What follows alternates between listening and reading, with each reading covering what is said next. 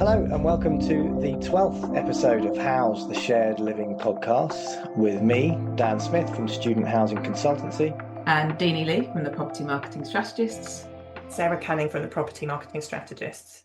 What have we been up to this week then, Sarah? I feel like I've been traveling quite a bit, doing some really interesting projects with clients on marketing, really gearing up for next year's marketing budgets and strategies. It's only May that we're in at the moment, but we're still, it's never too early to start consolidating what's worked, what hasn't worked, and what you want to ask for. The marketing teams are absolutely fundamental to budget setting. It does go hand in hand with pricing, which doesn't usually happen as early as this in the year. So we always kind of caveat it with planning for budgets and strategies is preemptive and it can't be finalised until the pricing and proposition strategies have been made. It's really great to support our clients really and give them the space and time to do this early, because I certainly as a marketing director I was never able to do it this early, but by supporting our clients we can take some of that load off them to enable them to really have the time and the support to do it properly. Yeah, we've been doing a bit of mentoring teams, which is one of the things that I love doing, is kind of just working with teams and really supporting them to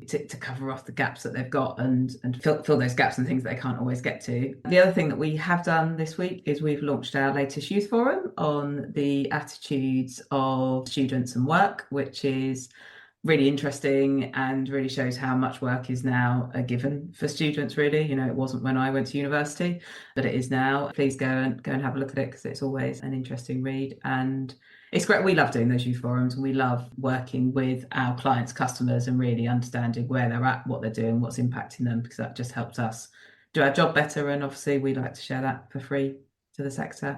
And obviously thanks to our partners, the Crowd Agency and Dig In, for supporting that to enable us to do that. On the subject of the youth forum, though, we did actually do a youth forum for a client on the interiors of their property. They were looking to do a big CapEx investment into their social spaces, but quite rightly wanted to know what the students think. So we've done a qualitative and quantitative piece of research for them as well. We can't publish that because it's private to them and it's for their benefit. But like Deanie said, we love doing it. We love literally, speaking face to face to students. And overwhelmingly, I think when we do these youth forums, the students are so grateful to be asked. They really, really value being involved and being engaged with. They are not shy. They're not backwards in coming forwards with their opinions. They just want the forum to be able to be asked. And Deanie, there's no such thing as a shameless plug. You plug away, I think, especially when it's so much value being created for the sector. That thought leadership is great and really good that you can get the sponsorship to then allow you to do that kind of work. So,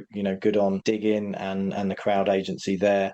And I know you've worked with Hugo and University Living in the past, so let's hope we can drum up some more sponsorship for some more thought leadership pieces there for sure. Me this week, seeing as I asked, I've been in Cornwall for a little bit, but I don't know whether I should admit this, and we'll come on to this a little bit later on, but I am slammed with work at the moment. I have taken on lots of different projects as well as my retained work, and I'm making it all fit in some way, shape or form, making sure that my retained clients have enough time dedicated to them. Not just as per the contract, but making sure that I can add value and get the work done. But then these projects are just super exciting, and they're things that have come across my desk because of either things that I've said on LinkedIn or things I'm known for being involved in. Some of them involving marketplaces in particular. There's one project which I'm quite excited about that has a lot of potential for some really positive impact, I think, on the sector. And the same on the ESG front as well. We've taken on a new client on ESG within PBSA. I'll talk about that soon once we're not embargoed on that. And so we'll effectively be doing the outsourced ESG department for that developer and operator. So excited about that. And my mum always said to me, just try and do as little as work as possible for as much money as you possibly can. I'm in a nice position at the moment where I am enjoying the projects and the clients that I'm working with, and long may that continue. I know we want to talk today about various different areas of the shared living sector, but let's start with the brand and investing in that brand. Now, I'm conscious that you both will have very strong opinions of this, and actually, I think probably because of my time at Nido in particular, I understand the importance of a brand and what that means moving forward and how that can really add serious value, not just to the investment, but to the lives of the students as well. So are companies still investing in brand as much as you would like them to be, and what would you like to see moving forward? First off, I guess I want to take it back a bit, because when Sarah and I first came together, we did a survey out to lots of people in the sector, lots of senior executives, leaders in the sector, both from a marketing background and those just in the sector. And one of the questions we asked was what brand was. And what we discovered in that is that what a marketer believes a brand is and its value is totally different to what senior leaders have. And we still get this to this day, is brand's not important. It's only about the building and location. No one cares about brand. They don't care about the logo on the door. And repeatedly, and we always say this, we'll always say it with a smile, we get that location is important, we get building is important, but what a brand is not your logo. It's actually what your product is, what your business is, what it is you want your customer to know about your product to help them decide to come and live with you. And I can't put it in plainer terms than that. And I think the problem that we have still is that people just go brand, logo, don't care about that. And it's not that. And it goes much deeper than that. And it goes far beyond that. And I think when you speak to people and you get them to understand that actually all we're trying to say is all that great work and all that planning that your operations team do, that your marketing team do, that your student experience team do, that your cleaners do, that's all going into who you are as a building, who you are as a product.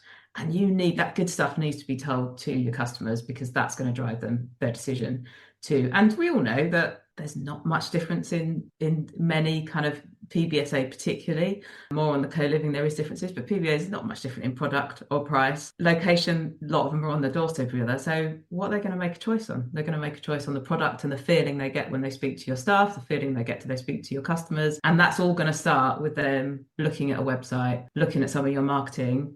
So all that feeling and all that good stuff needs to be communicated effectively. And that's what brand is. And I'll let Sarah go on to explain whether we're seeing people have investing in brand or not. But I just thought it was important that people understood what we mean when we talk about brand. The thing is with brand and brand awareness is it's less tangible. You can't really put an ROI on it. Nido is a great example, Dan, who have invested, previously when they're in the UK in brand awareness. But something like freshers' fairs or clean graffiti on pavements or coffee trucks outside student unions, that's not going to result in bookings today. It's not. It's brand awareness. They're going to take their free coffee, they're going to take their free sweets from the freshers' fair, and they'll probably take a photo of the clean graffiti because it's quite innovative and cool. But you can't really put a price on that. And that's what brand awareness is. It's the subliminal messaging that comes through. Like Deanie said, it's not about the logo. It's those people that saw your freshers fair, that then saw the coffee at the student union. They'll then go on social media, and then they'll then get a vibe from your Instagram and your TikTok about your brand. They might then hear of someone and be like, oh yeah, that brand, I've heard of them. They might then go on a review site. They might then go on a forum, and it's all part of the brand. Now, none of that is about the logo or the colours or the font. It's the effort and the time that you put in that's a consistent message, that it sounds like you, it looks like you, it feels like you. And that's what people, I think, aren't investing in, because particularly if you're a management company, how does an investor buy into that when it's your brand as a management company that is getting the brand benefit, and who foots the bill for that? And I think quite a lot of these models are quite complicated, and that's really, really problematic. Where does a budget for brand awareness sit? Dan, what's your view on that? When I first got to Nido, I had Steph and Mel, who were phenomenal marketeers. Steph in charge of brand, Mel in charge of digital. I kind of engineered it like that. So that's how the marketing department was then structured with me. So I knew how important brand was because of Nido, and because of the track record that Nido had really kind of creating something out of nothing to 3 flagship properties that are now run by Chapter in London. So I knew how important brand was from the start. I don't think many others really do. I mean, you look at the likes of, there are some good examples of some recent rebrands or some in-housing of operations in particular, where they've gone to town on their brand, like the guys at Now and Here students, or Novel Student with CA Ventures, and there's various others besides, and the new brands that are kind of created by Homes for Students or Collegiate or whoever else. Like, there is some good examples of the fact that brand can differentiate you, but it's still very much that it's the same product. And so I think that the difficulty that any operator has trying to differentiate themselves is that just having a brand, like you said, a logo or signage or something to stand out, that isn't enough anymore. It has to go deeper. It has to run through to the marginal gains. And we've talked about things like the new Meese brand and website, etc., and how that is low energy, and therefore they're really thinking about it and going above and beyond. I think that's what every single operator needs to be doing now, really thinking, right, what are the marginal gains here? Because yes, we've got a brand, yes, we've got, we know our color palettes, and we've gone to town on the design of this, but actually, how simple is it for us to then get a student through the booking journey? Is our website any good? My experience of websites in PBSA isn't great. Like, I think we're beholden to the PMS, whereby we can't streamline that booking journey, and we can't get through to that kind of one-click booking as you would like to on booking.com or Airbnb or wherever else. There are various different reasons for that, but I still don't think that we've really nailed that side of things. But it's then through to your values and what you stand for. And it can't just be values like be kind, be nice to people, look out for each other, whatever it might be, or like be good to the environment. You've got to actually stand for something now, I think, to really stand out from the crowd. You've got to have great brand, but that's got to be underpinned by some real core values that everybody can live by. So I think, again, I've seen some of the work that you've done in the past, and I've done some of that work myself, whereby you can intrinsically link your marketing values to your brand. And I think that's what a lot more operators need to be doing there. I am back when I first joined Sylvia. I remember saying that student accommodation needs an apple. Like, where's the apple of the student accommodation world? I'm still waiting for and that comes to putting like ease of convenience, like ease of technology at the heart of what you do, and you build a brand around that, and it becomes a brand that is synonymous with easy and that people want to associate with. And I think the other thing is, like, we don't talk about brand equity in this business. And what I'd be interested to know is actually those businesses that have invested in their brand, have they been able to add value because they've got brand equity, because people understand those brands, they understand what they are, and they choose to go and live with them. And I think, we need to just change the conversation around it, because it does have value.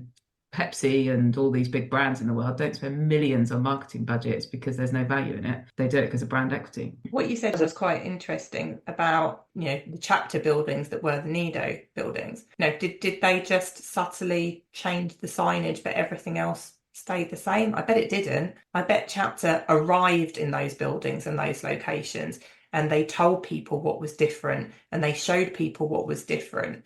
They didn't just subtly, like I said, just, change the uniform and put a new sign on. And if that's happening more and more, we know that people are buying portfolios all over the place and they're changing hands. But every time that happens, we should be overwhelmed with brand awareness in those cities. We should be we should be talking about massive events and huge kind of online viral things that students can get involved in. We should, see events, and we should feel a sense of arrival when a new brand has done something differently. And I think the fact that we generally, does that just mean that they haven't got anything? They've got nothing different from the building as it was with the previous brand, so they can't do anything because they haven't got anything, or they just don't have the budget. They never thought about it. And I think that's what we'd really, really love to see. And we'd love to be involved in it.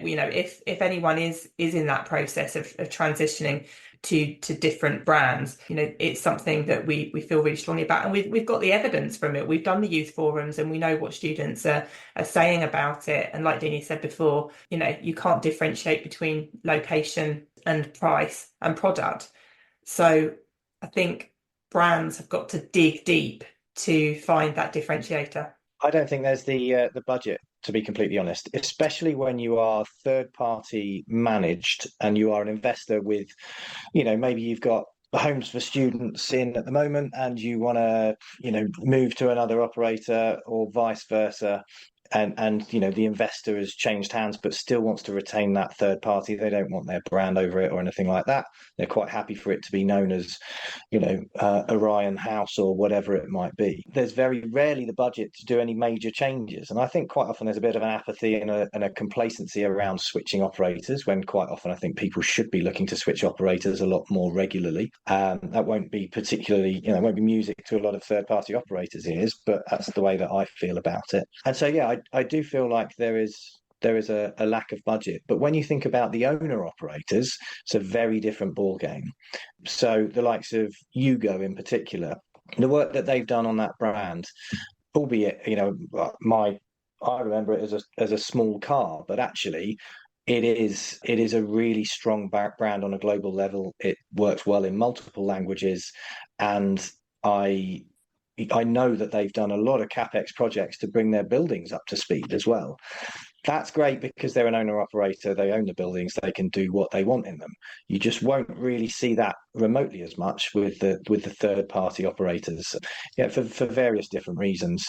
And as much as it would be lovely if you had consistent branding in every property, that's also a really difficult thing to get right, especially for a third party operator, when you might have half your portfolio owned by, Apollo or EQT or Mapletree or whoever else, or Aries, and then, half by someone else, or maybe you've retained some of that and that you own that too. It's really difficult to get that consistency only by sort of fully in-housing that, creating your own brand. And there's a few investors looking at that at the moment, and that may put the fear of God into a few third-party operators. But there is definitely, there's so much to be said in terms of that branding and the importance of it. It's just a case of who can afford to do it, which properties, which investors, and then how well is it done and communicated. How much do you think that then impacts the staff and the staffing structures? Because the brand has to be delivered through the people. They have to be invested in. And if your brand is centering itself around about community experience, for example, you've got to have the people to be able to deliver that. And that shouldn't just be done between 9 and 5, during office hours. If your brand is about student experience, you've got to have the budget for that. You've got to have the people for it. And I just think that some of the brand visions aren't realistic about deploying it when you get down to front of house operation staff. Yeah, and I think that's where brand development has to be done at the beginning, because you have to be able to say, well, this is what I'd like to deliver. How do I deliver it? Can I deliver it? And you might, unfortunately, everything does come down to money.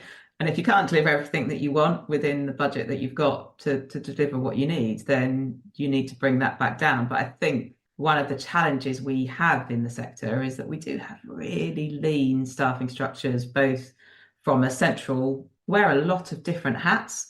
And I often talk about this, is that, is sales in property teams job descriptions, is student experience in property teams job description, is local marketing in property teams job descriptions? I bet a lot of times it isn't, but they're expected to do that. But if it's not in their job description and it's not part of their objectives, it's going to be the nice to do. So therefore, all those things that go into what you might have your wonderful mission, visions and values based on can't be delivered because it's not following through in that company, and it's not being part of what you set out to achieve. And I think this comes back down to what I said earlier, is that brand runs, so it's the core of who you are, and therefore you can't be who you are without having the infrastructure to back that up. And it starts from scratch and day one. And I think the problem is then that the money isn't there and we can't really retrofit this. But there probably are smart ways that we can say, well, actually, in year one, we're going to focus on doing this element and work through that. And then in year two, you work through another element. And, we'd all love to have a golden pot of money that we can just make things as beautiful as we want them to be, but that's not realistic. But actually, where's the stepping stones to get us where we need to get to? And if you did that, you'd in 5 years' time, you'd see a totally different business. And it's just a transformation project that Some kind of sinking fund for brand marketing within each property or within each investment case, I think would make a lot of sense, because yeah, you can't quite often quantify it in terms of the return on investment, but you know that it's there, it's tangible. I've seen it firsthand how important it is to have the right brand, not just for a property, but for your entire operator or your joint venture. And that's something that I think will certainly come to the fore the fussier that students get, and the more discerning that they become, and so I think that brand, and there's some operators doing brilliant things out there already in terms of building up that brand value with great alumni schemes and quality branding, and you're in a Vita building, for example, when the moment you get in there. It's the same for a novel building, it's the same for quite a few of these, but it's got to, we've got to make sure that the learnings from, in particular, the premium end can be borne out with the affordable sector or the mid-range sector as well. And thinking about, there's a lot of opportunism in terms of the investment and the way people are bringing things on board. I had a real battle on my hands with the team that I had, who were used to 3 fantastic buildings in London, and I was part of the acquisition process of the old mansion stock in Liverpool, which was old townhouses that needed ripping apart, and well done to Richard from Keckskill for doing that more recently, and a property above a pub. And that was totally alien to everyone. We had to completely rejig the brand, but I did that straight away because I knew how important that was, and had the team to do it. And luckily was working really closely with the likes of Soraya or Mel or Steph and the team at Roundhill to actually execute that, and was given a really decent budget for it by Paul, who's now the CEO of Harrison Street. So if you've got someone in a high position or a leadership position that understands the value of a brand and the difference that it can make to either a portfolio premium or future fundraising or investment, then you've got to stick with it and make the most of it. And that's what I did at Nido, and I was very lucky in what I did. But it was still a real challenge to sort of put that in front of the likes of a Starwood or KKR or anyone else and explain that. And it wasn't because of their attitude towards it. It was because I knew that I had to try and justify something where they were going to be looking for numbers on a spreadsheet, and actually it was unquantifiable, the value that it would bring to the brand, to totally change all of the signage out the front. We didn't need to leave it as Stepney Yard. We wanted to put Nido Stepney Yard in Newcastle, for example. And that cost a fortune. It's like 10-15 grand a sign. So you've got to make sure that money is, firstly, that's underwritten, that ideally that there's some kind of marketing or brand value sinking fund, and then that you're being smart about where you're spending it. But yeah, I did get lucky with Nido. It was a good initiation into the world of brand marketing in real estate, for sure. I think this comes back to what we were discussing in the previous episode about what does stacking up mean, because actually what is being put on a spreadsheet is a very lean staffing structure, a very lean marketing budget to be able to give investors the return that they want. And once that's been put in there, that's it. There's no wiggle room there, because the investor has bought into that. And spreadsheet says no. Yeah, exactly. And is that just being dishonest? Because actually your spreadsheet says we're going to have 3 full-time members of staff, but actually 3 full-time members of staff can't deliver sales and marketing and health and safety and building safety act and recovering debt and student well-being and all of those things. And that's your brand. So therefore your brand isn't being delivered because you don't have the budget for the staff to be able to deliver it.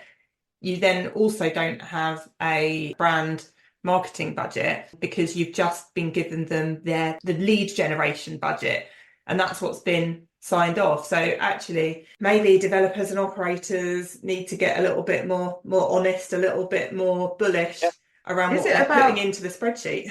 Is it about having the right people in the room, though? And we've spoken about some. How often are marketing or sometimes even operations teams brought into the room when people are doing those financial models to say, actually, what do you need? I've been handed mobilisation budgets that I haven't been a part of, and I'm like, well, where's this come from? Because this isn't any reality for a mobilisation budget. And I think, and you know, a lot of that work is about training marketing teams to, as Sarah, you know, always says, you've got to get your elbows out. Is actually, if we're taking on a new building, you know, I'm always in there going, well, I'm going to give you a budget for that because you need to get that right. And I think so much budget can be put into mobilisation budgets that isn't, and then you've got to pay it out of operational budgets because you haven't done it in your mobilisation. And it's, if you're doing that, get the right people round the room to build that spreadsheet, because therefore it's based a bit more in reality. Some marketing are brought in typically too late to that process, and I think segueing this nicely, and Sarah started this process into staffing structures. That is something that has always been a bit of a challenge, in particular on acquisitions, with regards to taking over buildings, in particular from third-party operators. I think you can sometimes struggle, and I'm trying to choose my words quite carefully here. I think you can struggle to get the caliber of staff for the salaries that you're paying them, especially on a regional basis. I think the benchmarking isn't particularly well done. I think that PBSA is a very unique skill set in particular, but also so is BTR and co-living in terms of how you knit everything together. But our youth student is probably the best example, because there's a lot more pressures on students and therefore a lot more for the operations teams to handle from a mental health standpoint in particular, but also understanding the needs of the student as well as the academic needs and the social needs.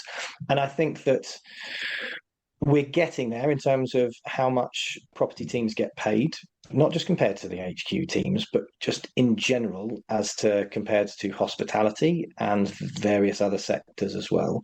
And just a general level of appreciation of quite how important the property teams are to your brand, to link it slightly back to the first topic, but to the success of the building, to how occupied you are, to how much revenue you can bring in, to your operating costs.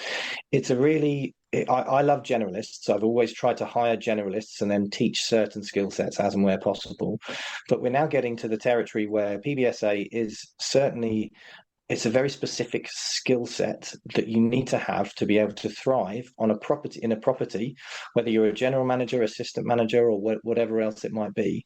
And the structures are not always set up to help people thrive. I think all too often GMs are thrown in the deep end, and it's like, right, can you go and be sales manager, marketing manager, operations manager, facilities manager, ESG manager, finance manager? Literally, they need to do everything. So if you get a good GM, and I've had my fair share of very good GMs, then they are worth their weight in gold, and they will be the life and soul of that community, and they will build you a community, and your brand and your property and your asset will be a success off the back of it. But to link it back to where I started, in taking over buildings in the past when they were acquisitions, I didn't feel like the staff were remunerated well enough, and therefore I think the caliber of people that I sort of inherited in a couple of locations just wasn't up to where I would expect it to be. And part of that will probably be because I took over from a third-party manager, whereby I think there's a bit not less of an investment in the teams, but I think when it comes to budgeting in particular, that third-party operator, wants to win the contract for that property or that portfolio or whatever it might be. And quite often, I think what you see, and certainly what I've seen in the past, was that the OPEX would be pretty low and the revenue budget would be pretty high. And that would be, and then if their management fee is there or thereabout, back in 2018, it was around sort of 3.5% that I was seeing, but I saw as low as 1.5% for a management fee. I don't think that's conducive to then looking after your staff or budgeting effectively for your staff. So I think staff have then consequently been underpaid, and it's meant that there's not been that investment in the staffing structures that I think we would need to see. But just before I sort of finish up on that point, I do see that we are taking a little bit more of an American model at the moment. Novel Student's a good example, where they've got leasing managers and leasing assistants and leasing coordinators. And that's firstly American terminology, but secondly, it's very rare that you'd get a salesperson in a specific building. You'd normally call them a general assistant or whatever, or community coordinator or whatever else it might be. So I do see that there is some change in the structures with a bit more of an Americanization of some of these staffing structures. But I do still feel like we do undervalue a lot of the GMs and the role that they have to play in how important, and not just the GMs, right the way through the entire team, from your housekeeper to your security, maintenance, events coordinators, but whatever else it might be, whoever else you might have working on site, whether it's a warden or ambassador, however you want to term them. I do think that there's probably a bit of an underappreciation, and they may feel underappreciated in certain companies, that's for sure, because there are some out there paying well and really looking after their staff. But on the whole, I do think that that's something that we need to get better at as an industry, understanding how much good property teams should be paid and what that structure should look like for success. Yeah, I'm conscious of time, but one thing I just want to add on that is that if you invest in your staff, you will get returns on that because you'll get less wastage. And what we see time and time again is lots of marketing leads going into really busy operational teams that can't deal with them, and therefore they're not getting converted, and therefore you're getting a lot of wastage. And that same goes with if you haven't got a great service, you're going to get bad reviews, you're going to get bad word of mouth. So all that stuff does go into return on investment. It's just not as easy to track, but it will bring dividends. I mean, ironically, the last point that we wanted to cover today was the life of a consultant, but I think we probably embodied that in this conversation, because these are the conversations that we have with our clients day in, day out, and that's why they hire us. Usually it's because they need someone from the outside looking in. They need our expertise. They need our kind of 360-degree view on what's happening in the market that you can't often see if you're within a structure, really. And it's not, some of our consultancy roles are a little bit more specific. They can be more project-based, or they can be about achieving a specific KPI. For example, we do social media specifically for some clients, and inevitably it leads to other things. But a lot of our consultancy is in an advisory level. It's these kind of deep conversations, and sometimes it's not massively tangible. It's our time, but quite often it's not us producing a tangible outcome from that advisory. Quite often it's then the operator or the investor or the developer or the university, in some cases for us, that take our advice on board and they run with it, and we can support them. But sometimes people have got their own teams and they're quite happy for that, and we just give them the impetus and the support really to deliver some of those objectives. Yeah, what do you guys think? Does consultancy cover anything else really? It's very vague. It's wide. Every day is different. It's as vague as you make it, in the sense that I do a lot of strategic advisory. So that's retained, and that is me acting either as a sounding board or providing pearls of wisdom as and when I can. And I thoroughly enjoy that work. But typically there's KPIs at the end of that. And so it's really trying to link that through to either remuneration in terms of day rate compared to bonuses or whatever, or a long-term incentive plan, even with client, to the project work as well, which has specific KPIs. You've got to do this by this date, and it's got to look like this, and it's got to cover these points. And so I always try and make sure that I've got KPIs, and that it's not just me giving out anecdotes or whatever, or just chatting as I do on the podcast as such. I do try and link it to specific KPIs as and where I can, whether that be business case for someone that I'm asset managing or what. But the life of a consultant it's fascinating, in the sense that we're across so many different clients, different areas, from for me it's from marketplaces to developers to investors to education agents, universities, operators, you name it. I add suppliers into the industry. I've got clients in so many different areas, and I know you both have too.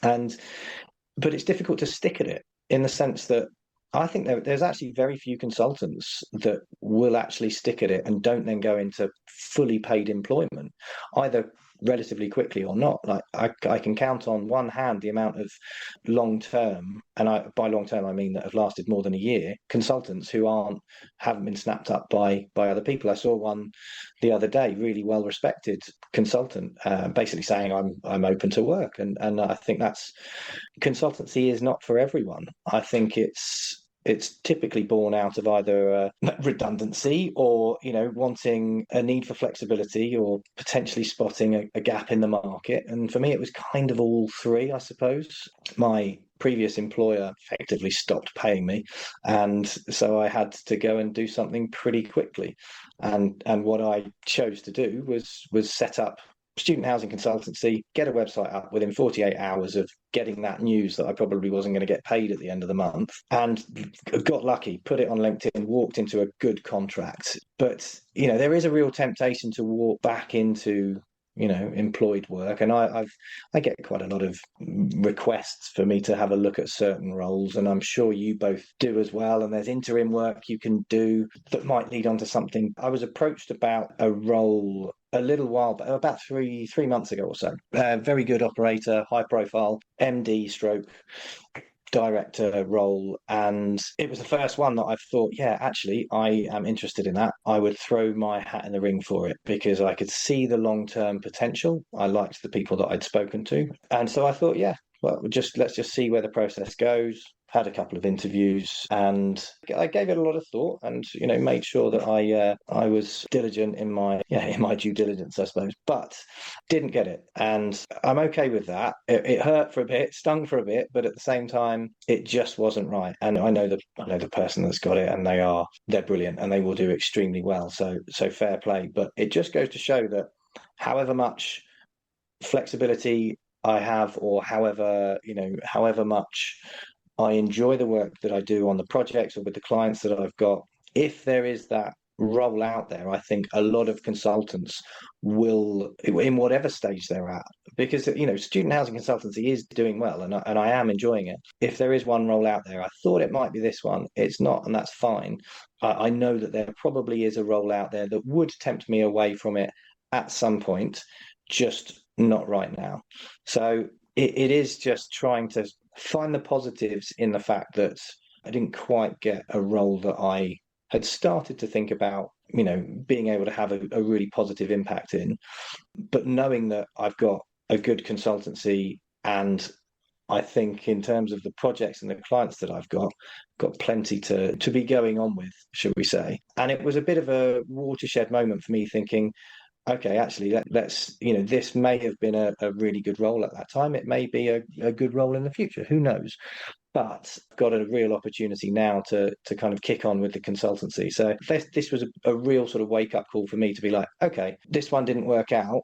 There are plenty more out there, and I can certainly make sure that the consultancy is front and center of my mind in terms of the way that I work with my clients, and that the way that I build that as well. So it's really galvanized the way that I kind of feel about consultancy, going through that process more recently of potentially moving back into the world of work. That might be oversharing, but I feel like it would be remiss of me not to mention that I've had a bit of a brush with full-time employment relatively recently, given that I know that it looks really rosy on the consultancy side for me at the minute. I was going to say, I'm sure your clients are pleased that you're still on the consultancy and you're still doing that. And I think you often think that it'd be darn sight easier to just have an employed job, but the other thing is that actually that's never closed to you, as you just rightly said, Dan. But equally, all the stuff we do on a consultancy basis, because it's so wide ranging, so diverse, and gives you the flexibility to not be so insular into one company and one company's mindset and what one company's doing, that it actually makes you more employable anyway. Not that, Sarah, I'm going to be looking for jobs, because I quite like the life of a consultant, and I think it works for me. It works for my lifestyle, and it would be easier to just go and get a job and get a paycheck every week. But I like what we do, and we do what we do because we want to do it. And I think that's what I love. And as you say, Dan, it's about adding value, and we only work with clients where we know we can add value. And we have walked away from clients where we're like, well, actually, we can't help you because you don't align with how we want to work with you. So therefore it's not going to work what we want to do. So therefore we'll walk away, because at the end of the day, life's too short and you've got to enjoy what you do. And that's why I love what we do. I think that there's an opportunity in a future episode to go all Elizabeth Day and do a how to fail episode, because I think I could certainly fill an episode on that as well. And thank you for sharing that, Dan. I think it is refreshing to kind of be honest about, the consultancy, and it is a genuine, it's a genuine pull, I guess. And I started my own consultancy, and I loved it. I was doing well, and then I did get pulled into employment. I couldn't think in the end. I kept saying no, and in the end, I couldn't find a reason not to anymore. And I was in that role for 18 months, and went back into consultancy, and have been here ever since, and very happy to do so. And I don't think that there's anything that could tempt me back into employment, Deanie. So don't worry. Like, I'm with you. I love the variety of it. I love the clients that we work with, and I feel like as a consultant, you've got your head out, and I'm absorbing everything, and I'm not jaded by it. And that was really, really difficult to do in an employed position. And that's why people hire us, because we have our eyes and ears and heads in all pockets, in all corners of the sector. And I always think that our most recent client gets the best of us, really. It's that accumulation of knowledge and expertise. We just keep getting better. I've got a book behind me that's called F Being Humble. So I'm gonna embody that phrase. And on that topic, let's get back to our clients, people. Yeah, absolutely. I mean, it stung a little bit, but I think partly because I was number 2 out of 250, but there was just one person who was probably better for the role at the moment. So fair enough, and I wish them the very best of luck. Thank you very much, everybody, for listening to episode 12 of House, the Shared Living podcast. We really want to hear from you, so do get in touch. Let us know what you want us to say and what you want us to talk about, and we look forward to seeing you all next week.